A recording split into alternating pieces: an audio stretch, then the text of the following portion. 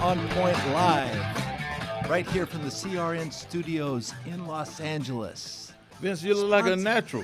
You look like a natural taking over for Mike. Yeah, sponsored by Harmony Cheese, Jackie. And, no doubt. Hello, everybody. I'm Vince Ferragamo, former Los Angeles Rams Super Bowl quarterback. Alongside me is my former teammate, 20-year NFL legend and Hall of Famer, 7-year Pro Bowler, number 78, Jackie Slater. Jackie, man, it's good to have you on the show. You know, we miss Michael because he's a little under the weather, and hopefully, hopefully he'll have a speedy recovery, and hopefully he'll be back next week. Michael, we're praying for you. We know you're in a fight for your life, man, and we wish you the best, and we think you're going to be here with us in a very short period of time. And Jackie, you know, as Michael could reflect on last week, it's been a whirlwind of a week, man. I tell you, you've been everywhere. Oh my goodness! You got to tell us. And I see that jacket. The last 2 weeks, I did this in honor of what happened the last week. I was in Ohio back there for the Hall of Fame ceremony. It's just an outstanding event. I mean, I celebrated my 25th year since my induction, Vince. They gave me a beautiful pin to put on my jacket saying that I actually had been in the Hall of Fame for 25 years. It doesn't seem like it, but man, it was one of the great experiences of my professional life to be honored as a Pro Football Hall of Famer. Well, Jackie, what a great tribute that was, and for you guys to go back there, and then for the Ray Nitschke luncheon, you guys have that private fraternity of players. In that room, that's such a special event. Vince, in that room, the Hall of Famers, the newly elected Hall of Famers are sitting there. Yes. They are not allowed to say a mumbling word. And the mic goes all around the room, and some of the comments, some of the guys and some of the fires are still burning, and some of the players that I competed against and watched over the years, it's amazing. It's what, the bodies aren't exactly what they used to be, but man, that fire is still burning in the hearts of these men. Man, and we have such a great show today, Jackie. We got a great special guest. Absolutely. That's going to be joining us, and he's responsible for a lot of these inductees to being nominated and inducted into the Hall of Fame. A whole lot of them. So we really look forward to seeing him. But we have to remind all our viewers back home that we have to, visit us on our website, onpointlive.net. Subscribe to our YouTube channel. It's On Point Live with Vince and Jackie. And don't forget to follow us on Instagram, on.point.live, Jackie. And our major sponsor is Harmony Cheese, the best cheese in the world. Best cheese in America. Man, There's no doubt about it. The cows are special back there, Jackie. And I'm telling you what, when we come back, we're going to have a lot to talk about. So it's On Point Live. Stay with us. Well, welcome back to On Point Live. I'm Vince Ferragamo along with Jackie Slater. And boy, there's a lot happening, Jackie. But before we get to all this news, we got to introduce our special guest. Okay, Jackie? There's no doubt about it. He's special, too. I've known Howard for, I don't know how long I've known Howard Balzer. But Howard Balzer is he's been associated with the game of football ever since I have. I came in 1976, and Howard started in 1976. Wow. We're joined by him now. Howard, now you're one of the most respected voices in professional football, in my opinion, Howard. And this is your 50th year covering the NFL with an incredible 44 Super Bowls under your belt. Your career began back, as I said, in 76, and over the decades, you've been a writer, an editor, a broadcaster, an analyst, and one of the most trusted voices covering the game of football that we love. Thank you so much for joining us here today. Thank you for that great introduction. I pinch myself sometimes and I say, wow, where did all these years go? And this past weekend was my 37th Hall of Fame weekend. Oh my goodness, man! I was at 19 consecutive. Now the last 19 was Sirius XM, and I've been the most humbling thing is being a Hall of Fame selector, and I've helped now elect 22 classes for the Football Hall of Fame. 22 classes. Well, you just missed Jackie's because he was 25 years ago, Howard. Howard, they gave me a beautiful 25-year commemorative label pen, and it was just one of the most humbling things. I think I felt the same way I did when I got inducted. 25 years is a long time to be in the Pro Football Hall of Fame. I was the first ballot guy, and it was just a great weekend for me. It's always a great weekend I went for the first time in 1980 to Canton, Oh, and boy, was it different then with not the big stadium and the way everything has grown and all those things. But as soon as I was there, you could just feel the presence and the magic and how special it is. And I said then, boy, I don't want to miss this at all. There was a stretch of years where I missed when I was covering the Rams after they moved to St. Louis from LA, and then when Sirius asked me to come and do shows for them, I started with them, and I said, yeah, absolutely. And as soon as I got there, I'll never forget this. I walked into town and got into town and all that, and I said, how did I ever think that being at a practice on the second week in August or first week in August was more important than going to the Pro Football Hall of Fame? And so I'll just keep going as long as I possibly can. And like I said, when you had like this past weekend, close to 120 Hall of Famers were there to, greet and meet the new class. I mean, that's just a phenomenal number. It is. When you consider, everyone talks about 387 people in the Pro Football Hall of Fame, but my count is somewhere around 190 living Hall of Famers. And when you look at it in that context, that 120 of 190 were there for this weekend, that's just a tribute to how much it means to them and how much it means to the community of Canton to put on a great show every year. And well, it's got to be a humbling experience, though, really, as you say, Howard. But, with all these 350 some odd Hall of Famers that have been inducted, I mean, these are all-time best. I'm sitting with one right now. But when I look around the league and covering NFL football for many years, it just keeps resonating in my mind, some of these great players of all time, like a Barry Sanders, a Bart Starr, Johnny Unitas, Gale Sayers. I mean, does anyone in particular stick out in your mind like, wow, man, this guy was unbelievable? Oh, well, there's so many. I know there's so many. That's why it's hard to say who's the best of all time. They talk about the GOAT all the time, right, Jackie? It's just like, but so many guys they just keep resonating in my mind. When I see a guy running the football, I think Barry Sanders, Gale Sayers. Right. But it's amazing. And each year when I go and do a lot of interviews during the weekend for Sirius, and you start to meet, and then being there this many years, you get to know everybody, and you say hello to them, they say hello to you, and I have to pinch myself at times and say, hey, don't ever take this for granted that you're talking with Pro Football Hall of Famers. I mean, and a lot of times I just say, I'm speaking of good guys, and that's what it is, but it's still still tremendous. Like I said, being there every year and developing relationships with a lot of them, certainly with those, great Rams teams that I was covering very closely, after Jackie retired, the greatest show with, Kurt Warner and Isaac Bruce and Orlando Pace. I've helped, with the presentations and getting some of those guys in and then seeing them in Canton is just, what more can you say? Howard, of course you can go to the campus there, and Isaac Bruce has an ice cream spot. Yes, he does. Right. Oh, man, and I went there and had ice cream. Is it good, Jackie? Oh, it's very good. What's the name of it? Isaac Bruce? Smoosh. What? Smoosh. Smoosh. SMOOSH. Smoosh ice cream. Smoosh. So you can go there and you pick out your favorite flavor, and then they can put it between cookies. You can pick out the cookies that you want on it, and then they fix it up real good for you. It's delicious, man. Jackie, of all these Hall of Famers that Howard knows and has voted them in, is there one common ingredient? Is there one common intangible trait that all these guys have?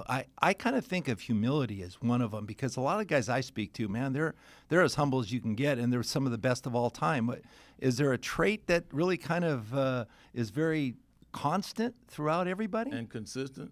I think in my mind, humility is a big part of it. Yes. I think it's also that character. Yeah. That the team is more important than me, and all those things. And when you have that and that work ethic, to a lot of guys come into the NFL with tremendous talent, but they don't work every day to try to get better than they were the day before.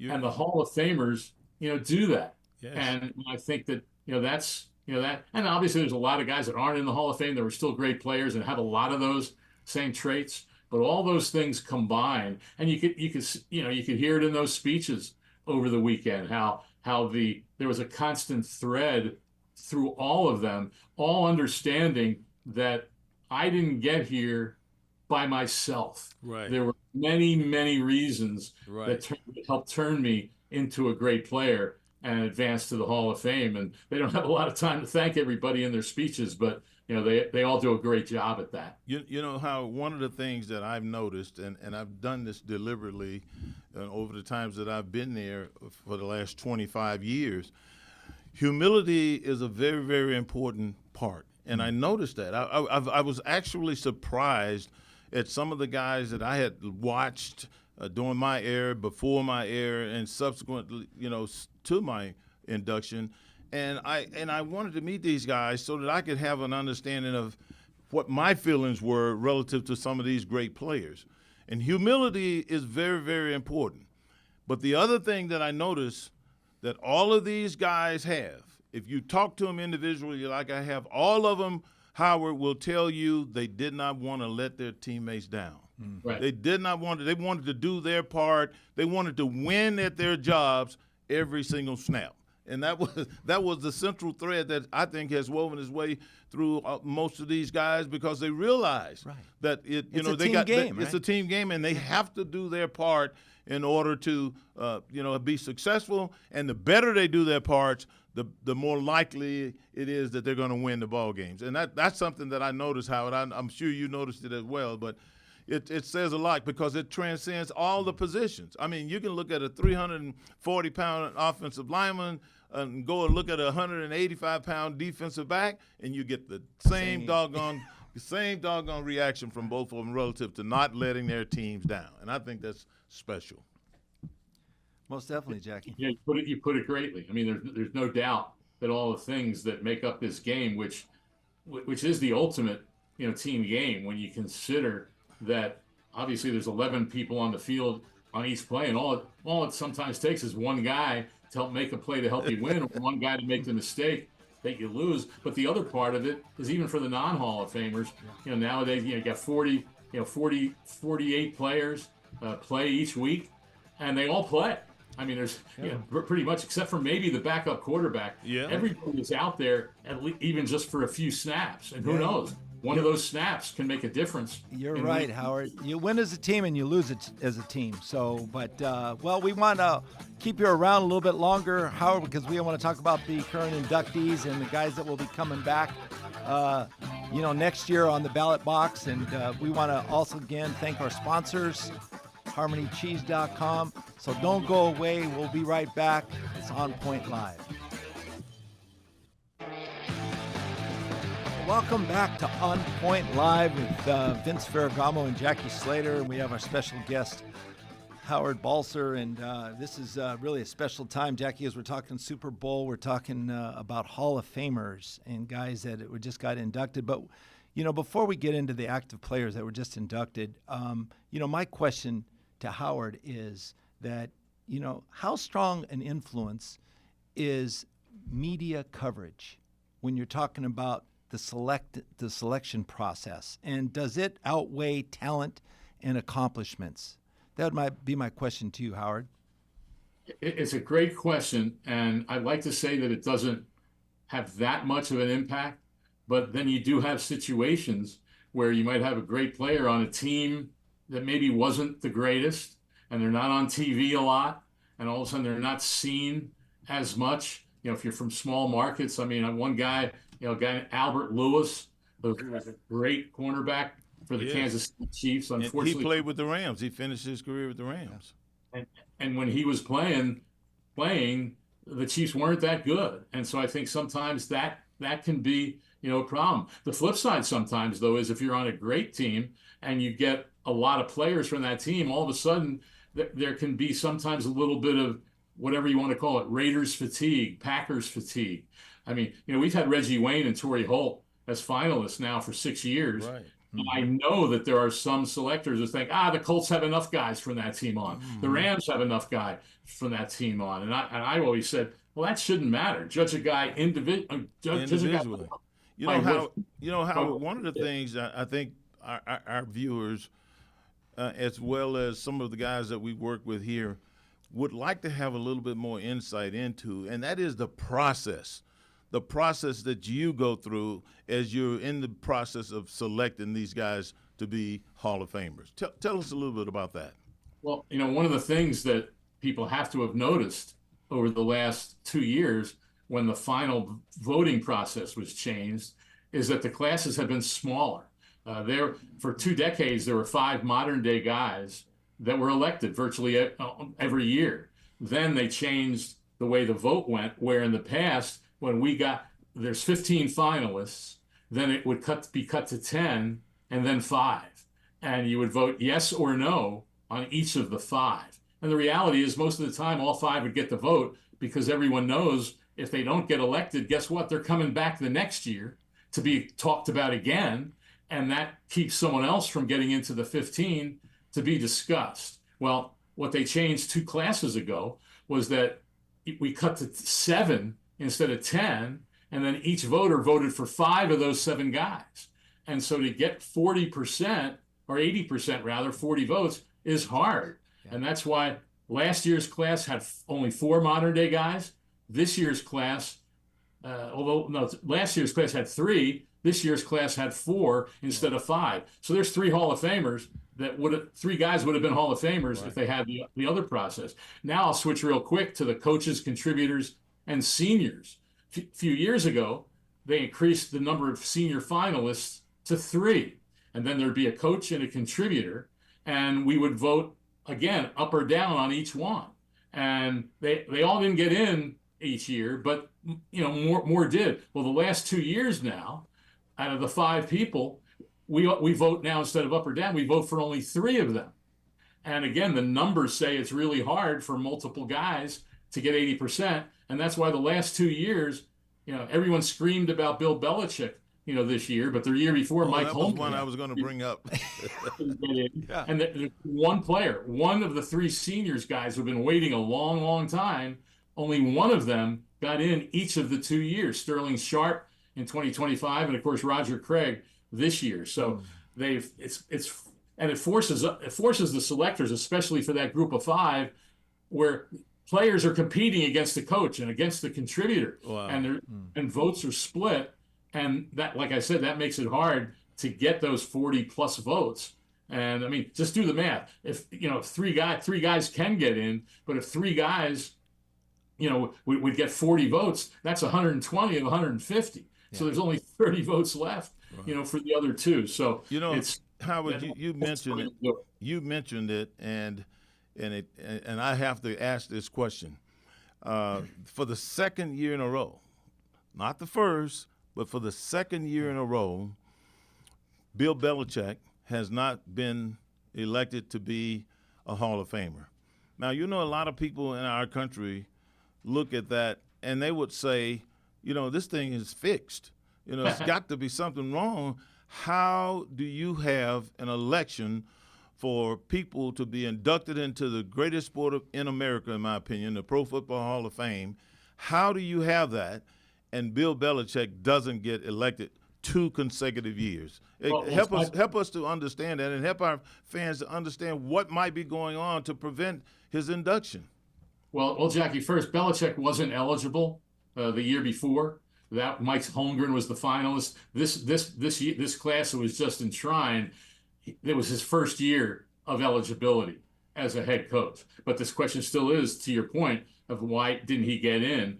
And I think when you're faced with voting for 3 guys among those 5, and by the way, his owner, Robert Kraft of the Patriots, was the finalist in the contributor category, and then you had 3. You had Roger Craig, L.C. Greenwood, and oh my goodness, I'm trying to remember who the third one was, but a very, very worthy candidate, mm-hmm. And so guys are now picking. Well, Belichick will have his chance, and sometimes guys will pick players because they've waited a long time. Mm-hmm. But I'll also say that some of the conversation with Bill Belichick was, it was always interesting that for many, many years, there were all these Patriot haters and say, well, they cheated. He had all that. He had the Spygate, and he had all those things, and they got caught. Inflategate. Yeah.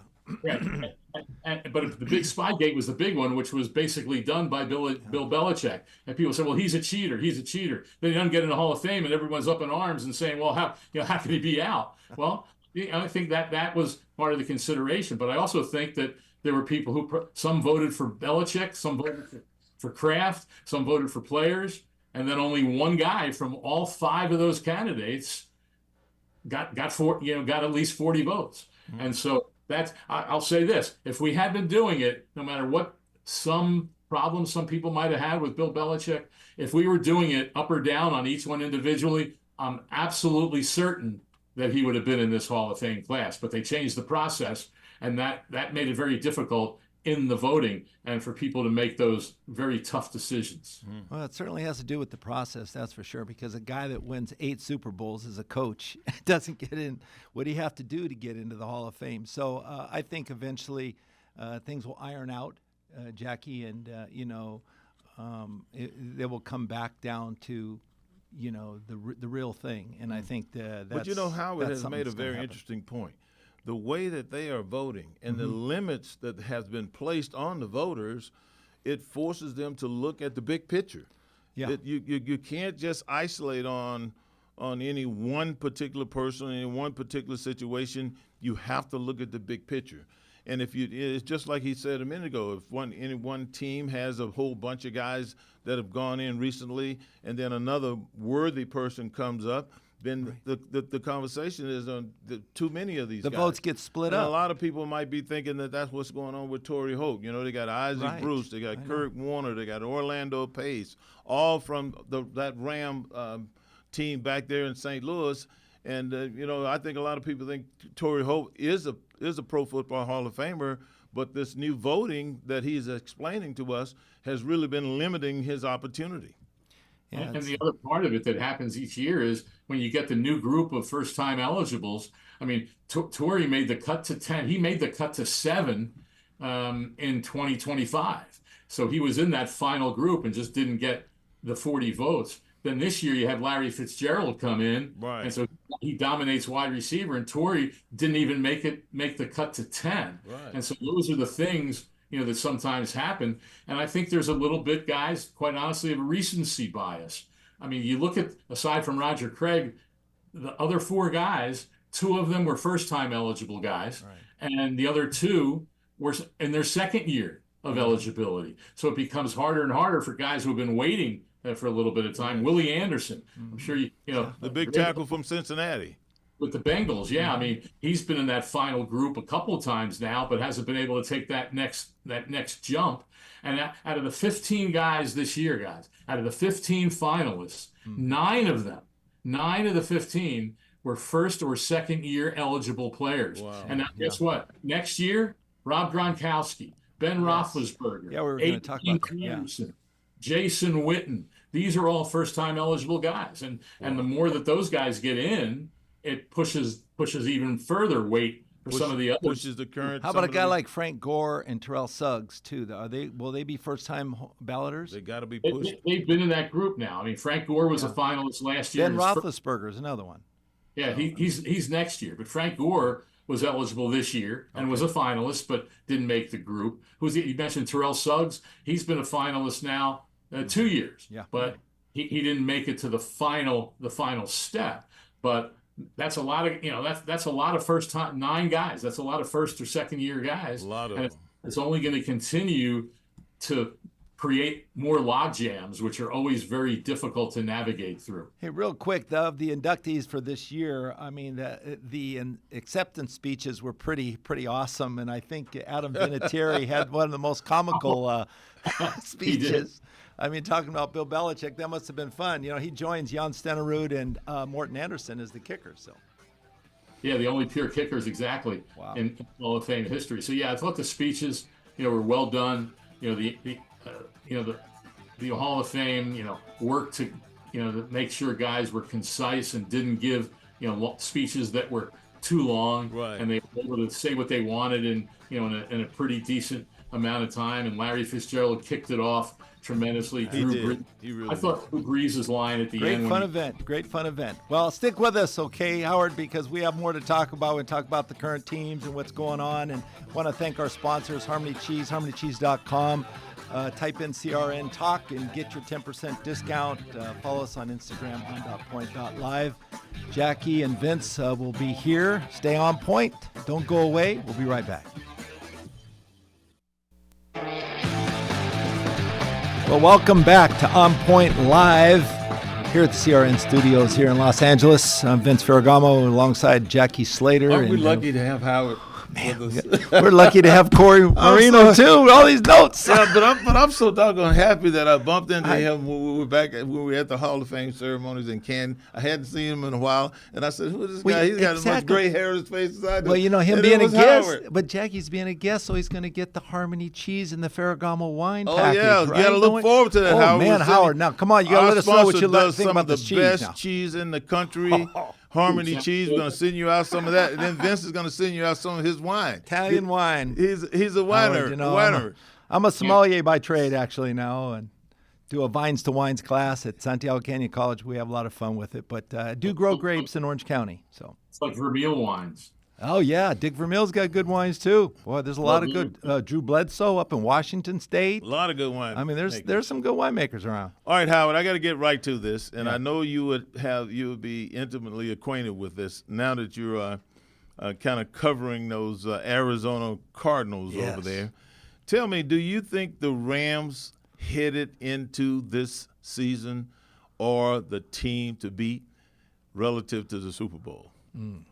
I would say they probably are.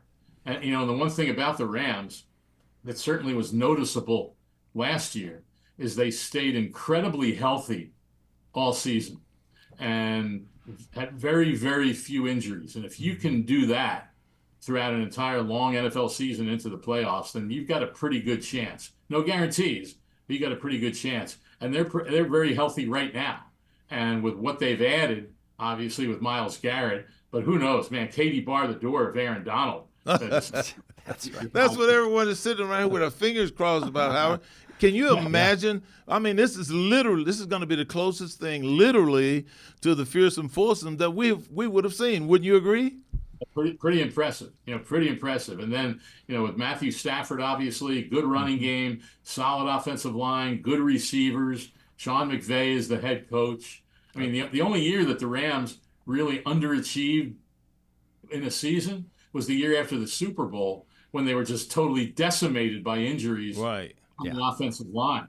And now, you know, they've got that pretty well settled. You know, and you know this, Jackie, about offensive lines. You know, people always talk about going into the season, oh, the line's going to be key, the line's going to be key. And then when the offense doesn't do well, the quarterback and the play caller get blamed.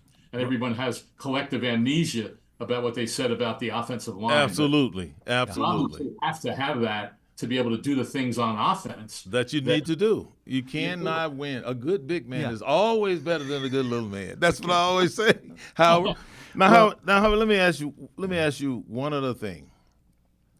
You've seen Mike LaFleur leave Sean McVay's tutelage, if you will, and become a head coach in the National Football League. And I know you're kind of following them over there because you're close to that area and all that. What do you think? Do you think this guy is going to bring a lot of Sean McVay's system to what they're going to be doing in Arizona? And with that personnel that they have there, will it work? That's the, you know, both of those are, there's no question he's brought, you know, a certain amount of what the Rams did. It's interesting, the first week or so at training camp, and the Cardinals were there earlier because of the Hall of Fame game, and he would always be talking about the way they schedule their practices in camp in blocks of 4 with, you know, 2 practices, then a jog through, then another practice and a day off. So I'm in my car listening to Sirius, and they're at Rams camp and they're interviewing Matthew Stafford, and they're asking him about his work, you know, how much he's going to work in camp and all that. He says, well, we've got it pretty planned out with our 4 block. So they use the 4 blocks again. There's the 4 block. Right. But, you know, I'm sure there's, you know, the system certainly. Your key question about the personnel, they've got pretty good personnel on offense right now. You know, offensive line needs to stay healthy, but it's solid. Not great, maybe, but the left side of the line to the center is pretty darn good. You've got Marvin Harrison Jr., who has to take a step up. Michael Wilson. Who signed Kendrick Bourne, who knows the floor and is an excellent number 3 receiver. And then they draft Jeremiah Lowe. And Trey McBride at tight end. So So if they can get competent play from the quarterback, who's going to be Jacoby Brissett, who are the fans, and you'll love this, Vince. Yeah. Well, the fans will say, well, he was a 1-11 last year. And nothing drives me more crazy than when people talk about a quarterback as he won it was his record, or the losses were on him. No. As we talked about what a team game it is, as if the quarterback's out there by himself. Right. That's exactly. not the case. Brissett played pretty well last year when they had no running game at all after James Conner and Trey Benson got hurt very early. Well, you give Brissett a running game, then he can protect them better, distribute the ball to those receivers, and I think the Cardinals can be better than people think. Problem is their schedule. Their schedule is brutal. In that division, I mean, heck, these other three teams in the division were 38-13 last year in the regular season, and that's tough. And then they play the AFC West, with the Broncos, and they open with the Chargers, and they've got the Chiefs. Their first 11 games are against, great teams from last year, except for the Giants.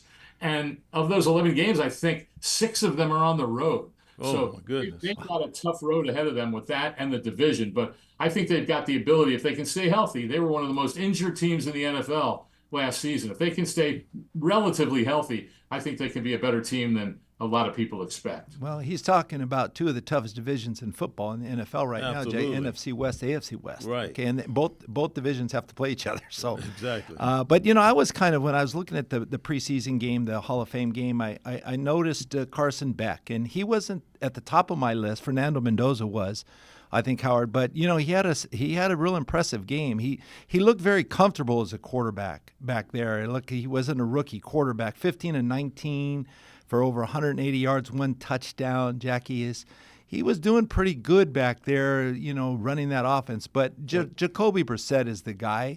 He filled the void last year. He was the best thing that they had to offer. And for them to put those losses on his shoulders is improper. But, as you mentioned also, Howard, the injuries remain the biggest wild card of this season for all these teams. And I really kind of see the Rams being really, really good this year. I do too. But injuries not only hamper the success of a team as it relates to player injuries. Yeah. Let's take a look at San Francisco. We're starting now training you got camp. Christian McCaffrey's complaining a low leg injury. Yeah, but we got Shanahan, the head coach. His face is shattered. Yeah, what happened? He got in an accident. Pieces. He was in an automobile accident, and one of the things I know about leadership, because I had to deal with this a little bit with Chuck Knox on his second tour of duty here, was that when you have people that are in charge of running an organization, whatever department of that organization they're in charge of, if they're not there on a regular basis, things start to come loose. I mean, the how do I want to say this? The synchronicity, is that the word? Synchronicity. The synchronicity that right. you expect that to be in place for a team that is capable of consistently winning pro football games. If it's not there, you got issues. So I'm looking at the San Francisco and up there. And by the way, I hate the San Francisco 49ers with a passion. But Jackie, the Rams have the 49ers the first game this year. Yeah, I know. And it's in Australia. Yeah, and let's get Howard's opinion of this. But what about this, Howard? The Rams are going the day before the game. That's what I'm saying. And when are the 49ers They're going going? to be there a whole week before. Okay, who's got the advantage? I don't know. Howard, who do you think? What do you think, Howard? If it were me, Howard, I'm going a whole week. I don't think I'm going to perform very well, with one day. I just don't think. Thought that, but these teams, they look at what other teams have done. It used to be that's what would happen for these international games. The teams would spend, if not the whole week, a good part of it there, just to kind of get accustomed to everything. Right. But then some teams started just cutting it really short and figuring, hey, we want to get in and get out and play a game and kind of be closely on the. You got to get acclimated, Howard. You have to get acclimated to your surroundings. They look at it and they've seen teams that go in with 1 or 2 days and they end up winning the game. So I think that's what Sean McVay and the organization were looking at, and they felt this is the best decision for them. Well, you're right, Howard. There are pros and cons to that. I remember years ago when I was playing, we played a Monday night game in Chicago, and Mike Lansford kicked a 50-yard field goal to beat the Bears. The following week, we had the Saints. Now, we went to New Orleans that after the game, we flew straight to New Orleans. We were there for the entire week with no curfew except for the night before the game. We had to come back and win that game, didn't we? We got thumped. They beat us. That was a different year. I'm thinking of a different year. They beat us like we stole the governor's mule down there. I'm telling you right now, because nobody. I mean, you go to a place like New Orleans and you're on Bourbon and you're hanging out all over the city, sightseeing and everything. It takes your focus away from you, and that's exactly what we were a better team than what showed up that Sunday, Howard. Boy, Jackie, I remember one time we were playing the Saints down in the Superdome down there, and we had to come from behind. Nothing was working for us the whole game. So I'm talking to receivers, Billy Waddy and Preston Denard and Drew Hill. I said, come on, man, we just got to do the basic stuff. Come on. So we drove the last drive where I was calling my own plays in the 2-minute drill, drove the ball down the field. It was our best series of the night. And Mike Lansford came in and kicked a 50-yarder to win it. With his barefoot. So I was like, you know what, man? It's like you just got to do what you got to do. You got to do what you got to do. Yeah. Well, it's going to be interesting. I'm going to watch that closely to see how this team fares, with this showing up late and all of that. Well, ask Howard about this new ruling, the designee, to calling the challenging the play. So they Howard, can designate someone else to throw the red flag to challenge now, the play. I guess the rule is that anyone can be designated, and it doesn't have to be the head coach who's got 5 guys in his ear. Yeah. It can be one guy standing on the sideline. I don't know if he's going to have a certain attire on or anything, but he's going to make the decision for the team real quickly as to whether or not a call is to be questioned. And so what do you think about that? And do you think it's going to be a problematic, them moving away from the head coach? Well, I don't know how far away they'll be on a headset, because they'll probably be communicating to someone in the press box, hopefully that maybe had a view of it a little bit better than they did. But a lot of times you see that head coach, like you said, he's got people talking in his ear. They're thinking about the next play, whatever it might be, and all of a sudden he's fumbling around in his pocket to get the darn flag. Right. And this way, it takes it away from him, and someone else can make that decision. It doesn't mean every team will have to do that, but they have the option to do it. They have to let the officials know before the game who the designee is, and that's so it's obviously it's on the record. But I think there were probably some coaches who suggested this and said this would be a good idea, and they'll see how it goes. But like I said, every team doesn't have to do that, but they can if they want to. Howard, on a lighter note, we just found out that the University of Akron for college football is now picking a season ticket holder to script the opening drive of their home opener. It's like, wait, the coach is not involved now? I mean, that's got to be the first time I've ever heard of anything like that, crazy like this. I've heard of teams doing it like with a fan for one play or something like that. One play, this is a whole drive. This is the script the whole play. But let me say this. What? If that's truly the case and it happens, I would say that drive's not going to be very long. Right. I would say that 3 as plays well. and out, maybe. And I don't know how you feel about this, Howard, but it just mushes down the severity of the sport to me. I mean, it just puts it on a light note, almost like this baseball that's going on where the guys are dancing and jumping up and all that. I think this is a warrior sport, and to have fans who don't know anything about game planning and anything like that calling plays, I think it's ridiculous. Well, that's the question. Will the fan have some kind of access during the week? Yes, he does. He gets to sit in with the coach. And what is he going to know, Howard? What is he going to know? Well, Howard, this has been great fun having Howard on our show today. And thank you so much again for coming out. We appreciate it. We'll follow you closely. We'll read all your articles, and best of luck. Howard, thank you so much. Appreciate it, guys. Anytime. Just all right, we'll be right back on Point right after this.